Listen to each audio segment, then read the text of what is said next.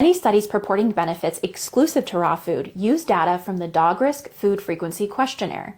This is a survey of 12,000 dog owners to draw correlations between diet, environmental factors, and chronic disease. Like with most questionnaires, there's the concern with recall bias. Indeed, when analyzed, it was found 244 owners who had answered the questionnaire twice, 3 who answered 3 times, and 1 who answered 4 times. In that same analysis, they tried to validate using the data from the survey for atopy in dogs.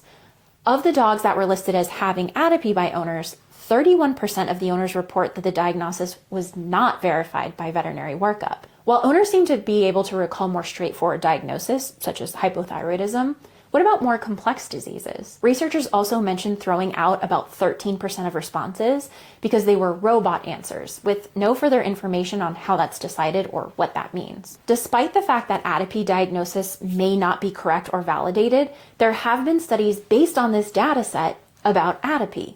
One such study claimed that raw-fed dogs in puppyhood had less atopic dermatitis as adults. They found that puppyhood exposure to raw animal-based foods may have protective influence on ASS indices in adulthood. One curiosity I had with this data set is the lack of inclusion of parental atopy.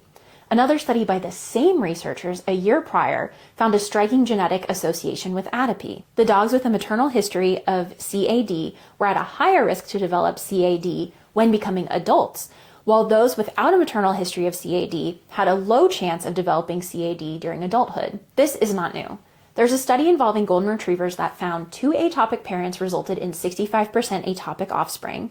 Breeding 1 atopic parent resulted in 21 to 57% atopic offspring, and breeding 2 non-atopic parents resulted in an 11% atopic offspring. This is also ignoring the serious bias in these studies, where the researchers say things like, pets are usually served ultra-processed foods with a high carbohydrate content, and go on to break the diets into non-processed meat diets and ultra-processed carbohydrate-based diets, despite the fact that dry diets have ranges of carbohydrates.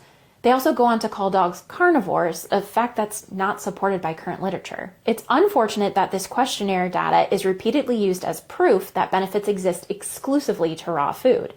The data itself is questionable, and yet they release study after study on it.